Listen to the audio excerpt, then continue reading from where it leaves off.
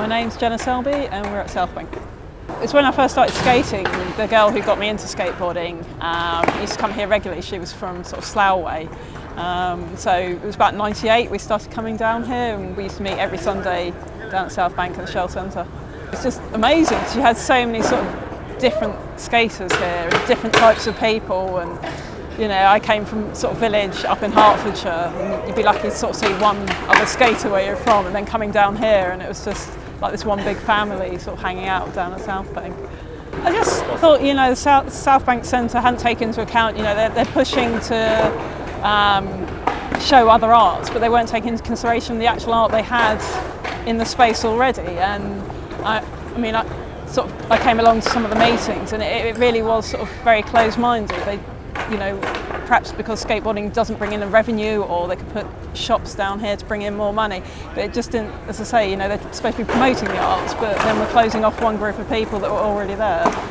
So yeah, it made me quite frustrated in a way, which is why I wanted to get involved with what was going on. So I came along to the meetings that they had at the South Bank Centre, and you know, it sort of started off with us, well, you know, massive group of people really putting ideas forward of how we could go about generating other revenue for the South Bank Centre, give them other options. You know, so many people came up with amazing ideas.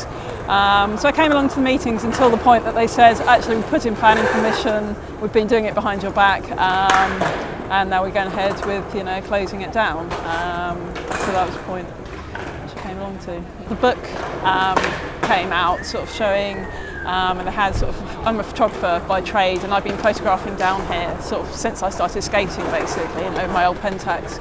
So I've got a lot of images of the sort of the female riders, because one of the things they brought up was, you know, demographics is just white young men down here, and actually that wasn't true. There was a lot of women who skated, and there used to be quite a core group who skated down here. So I've got pictures of all the people through the sort of last 15 years, the women who've been down here. So basically contributed those images to the exhibition they had down here. I came and did some skateboard coaching as well on some of these sort of open days, and then obviously towards the book that South Bank brought out. Just seeing the public getting involved, and you know, everyone's questioning why are the South Bank Centre doing this? Why are the Royal Festival Hall trying to get rid of this space? And you know, seeing everyone get involved, not just the skaters but passers-by, and you know, really wanting to be part of the campaign, and that was just an amazing thing to see. Because I work up at a skate park, or I did until last year. I was up at the skate park in St Albans, and that is under pressure closure.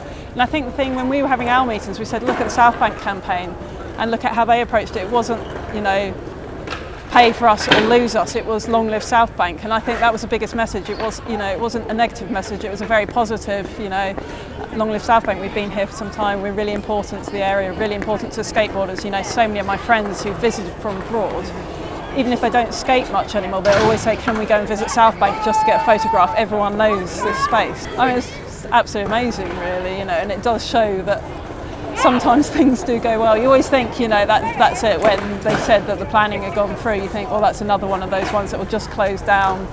And actually it was amazing, really, to have, you know, Boris Johnson just to say, no, I'm not going to give planning permission, and that was it, you know, actually for the first time. Something to do with skateboarding as well, you know, the public have kind of taken the interest and made sure it hasn't gone. I think it's different because when I used to skate here, sort of like late 90s, early 2000s, obviously you had the whole undercroft, you know, it was under the whole building, and you could skate Shell Centre as well. So you know, spend several hours at Shell Centre, you had sort of various steps to go and play on. And then obviously they've closed the space, you can't skate Shell Centre anymore because they've put bumps on it.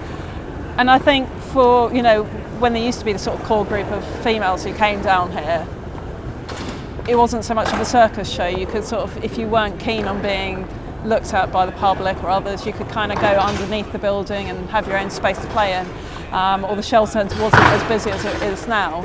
And I think that's kind of been the change for a lot of people. It's such a small area now with the barriers, basically inviting people to come and watch the skateboarding.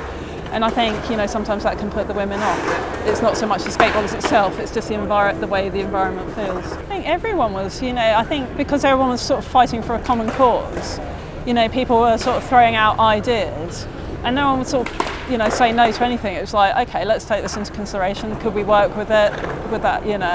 I think it was more bringing everyone together, you know, it wasn't sort of a campaign where like, no, that doesn't work, we're throwing it out straight away. It's like, okay, let's work with this, see how, perhaps we'll put that forward to the South Bank Centre. I'd say all very positive, really. I think it's sort of brought back a atmosphere, because I think with South Bank, when it was cut off, you kind of had this atmosphere, skating, it was a little bit disjointed, you had your locals, but I think with the whole campaign it's brought a lot of people together and it's made it a lot friendlier again to come down here. So especially if you are a woman and you want to skate down here, you know a lot more people sort of through the skating, through the campaign, and I think that's helped. But I think that's the same as if you feel so strongly about anything, it could be an environmental issue, it can be, and perhaps you're not directly involved, but you can feel, you have an opinion on it. If you feel that strongly about it, you will get involved in things like that. The obstacles that they put in here, absolutely brilliant, but I think it's perhaps time to get some new ones in, replace.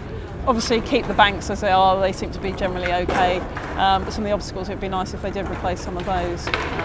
In an ideal world it'd be open up the whole Undercroft again and give that space back to the skaters and the BMXers who use the space.